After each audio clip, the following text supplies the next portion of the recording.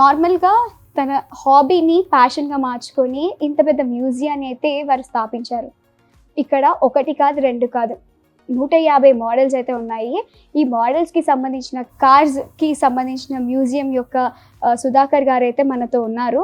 సుధాకర్ గారితో అసలు ఈ కార్ మ్యూజియం ఎందుకు పెట్టాలనిపించింది? అసలు ఈ ఐడియా ఎలా వచ్చిందనేది వారితో మాట్లాడి తెలుసుకుందాం. నమస్తే అండి. నమస్కారం అండి. ఈ car museum nothing planned actually. నేను at the age of 14 start చేశాను మోడిఫైయింగ్ చేసి, especially at that age cycles కానీ మోటార్ సైకిల్స్ చేశాను.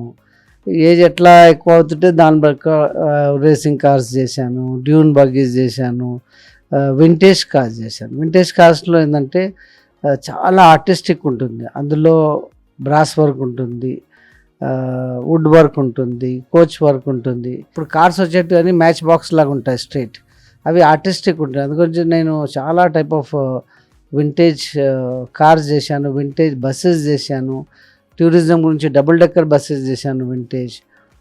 తర్వాత 1991లో అమెరికాలో ఒక మ్యూజియంలో స్కేటింగ్ షూ షేప్ కార్ చూశాను, ఒక కార్నివల్లో చూస్తే అప్పుడు అనుకున్నాను ఇది సంథింగ్ డిఫరెంట్. అప్పుడు స్టార్టింగ్ నుండి ఇప్పటివరకు హాబీనే ఉంది, కమర్షియల్ లేదండి.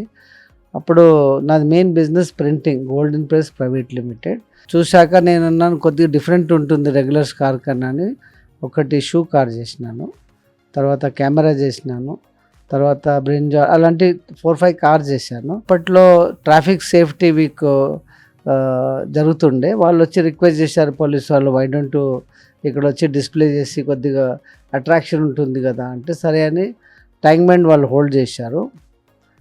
అప్పుడు నేను అనుకున్నాను ఏదో చేద్దాం సరదాగా అలా సంథింగ్ డిఫరెంట్ అని. మీడియా బాగా కవరేజ్ ఇచ్చిండే. అయితే మేము 3,000-4,000 వస్తే సరిపోతుంది అనుకున్నాను. కానీ 1 డేలోనే మోర్ దెన్ 2 lakhs క్రౌడ్ వచ్చిందండి. అది అంటే పిల్లలను మీరు ఆపలేరు. షూ నడుస్తుంది అంటే ఎలా నడుస్తుంది, కెమెరా కార్ ఎలా ఉంటుంది, వాళ్ళకి చాలా ఎంతోజిజం ఉంటుంది. ఆ తర్వాత చాలా టైప్ ఆఫ్ ఒకేజన్ బట్టి చేశాను కారు, సందర్భం బట్టి. ఫెస్టివల్స్ చేశాను కారు, శివలింగం కార్ చేశాను శివరాత్రి అప్పుడు. దెన్ లడ్డూ షేప్ కార్ చేశాను దీపావళి అప్పుడు.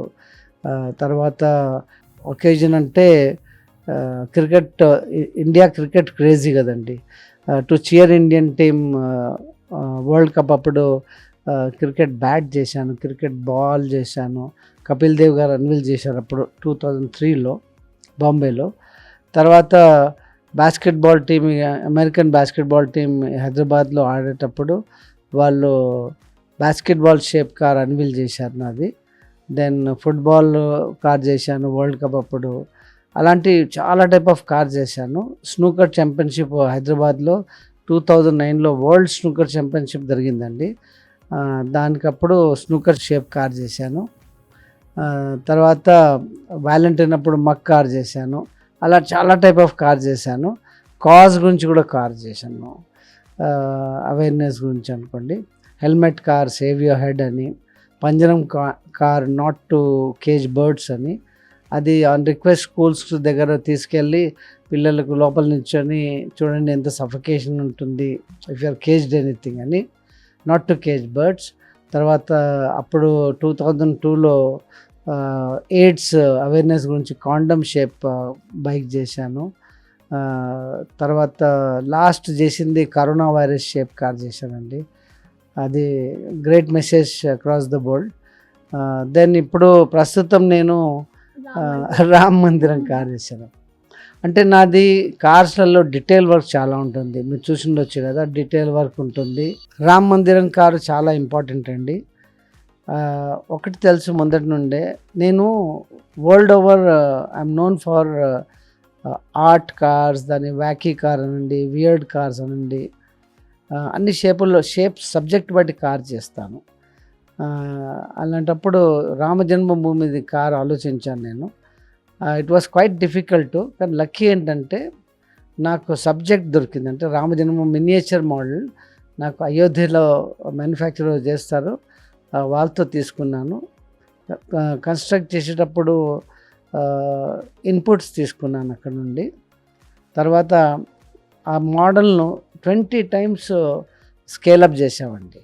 20 టైమ్స్ స్కేలప్ చేస్తే దాన్ని సూటబుల్ చేసి మెటడోర్ 307 అయింది. అయితే దానిపైన కట్టాము. దాని స్ట్రక్చర్ మొత్తం మైల్డ్ స్టీల్లో కట్టాము. కవరింగ్ అంతా ఫైబర్ గ్లాస్లో ఇచ్చాము. అంటే బయట ఎక్కడన్నా పెట్టచ్చు హాయిగా. Any other van about 60 kilometers పరిగెత్తుందండి. దాని లెంత్ 20 ఫీట్ ఉంది, విడ్త్ 14 ఫీట్, కాకపోతే హైట్ 26 ఫీట్ ఉంటుంది. It's like any other normal car అనుకోండి. అందులో సెల్ఫ్ ఎలిమినేటింగ్ లైటింగ్ సిస్టమ్ ఇచ్చాము, సౌండ్ సిస్టమ్ ఇచ్చాము. భజనలు కీర్తనలు కూడా వాయించుకుంటూ హాయిగా రోడ్డు పైన వెళ్ళొచ్చండి. ఇప్పుడు అందులో అబౌట్ 21 పీపుల్ వర్క్ చేశారండి దానికి 2 years నుండి. Lot of failures.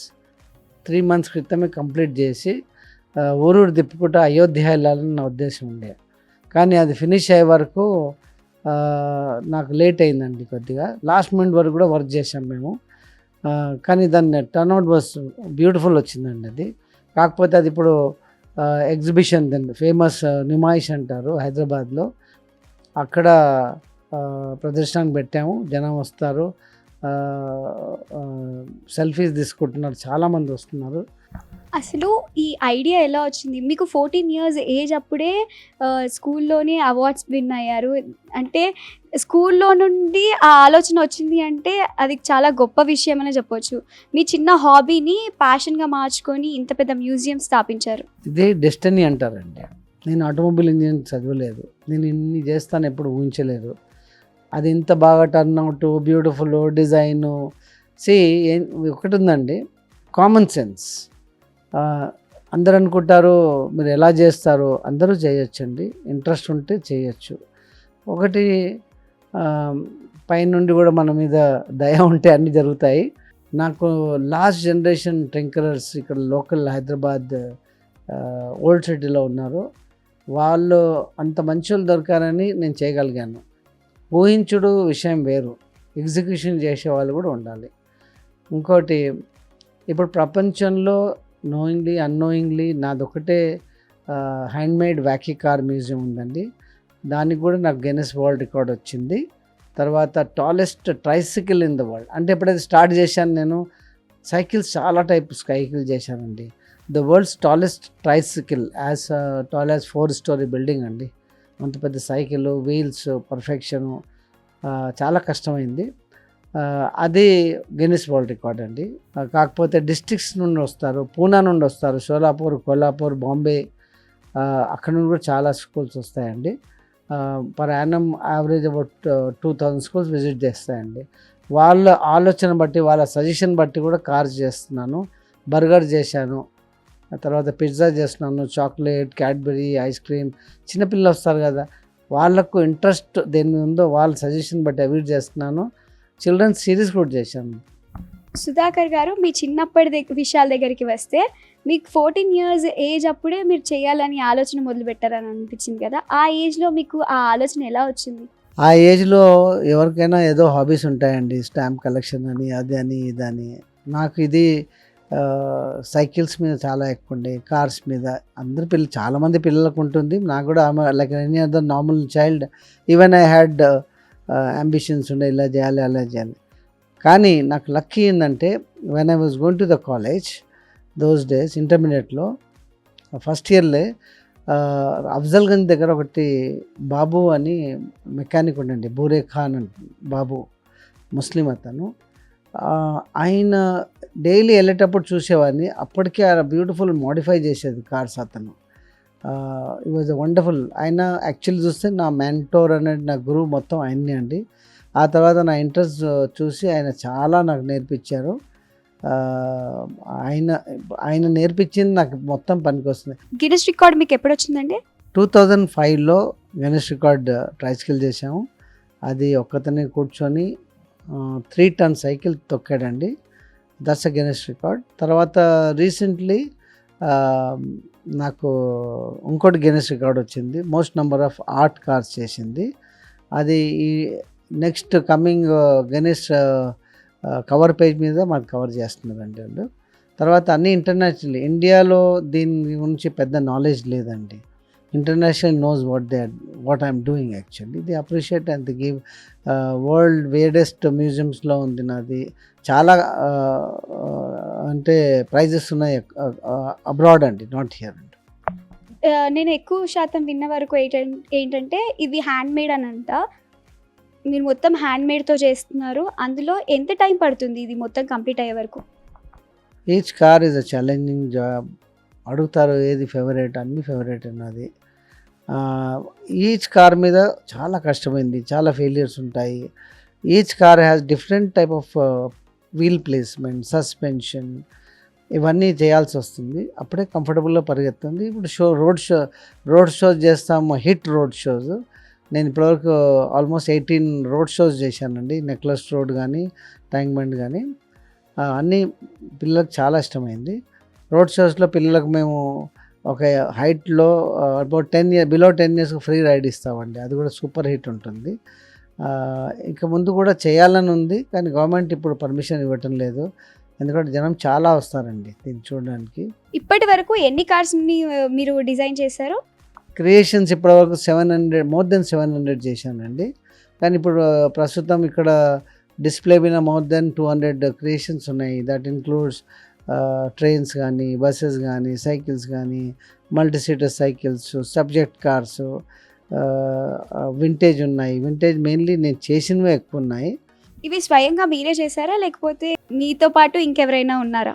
ఈ పిచ్చి నా ఒక్కనికే ఉందండి, అందరికీ రాదు. అది చిన్నప్పటి నుంచి ఉంది. గాడ్ గిఫ్ట్ అండి, ఇంకేం లేదు. Then I have a daughter, she studying in London. She's gone take over, she's interested in designing, పెళ్లి కూతురు అవన్నీ తనే చేసిందండి designs. So hopefully she will take up my museums అండి. ఇది కొత్తగా విన్నాము, రామ్ మందిర్కి ముస్లిమ్స్ వాళ్ళు డిజైన్ చేయటం అనేది కొంచెం డిఫరెంట్గా అనిపించింది.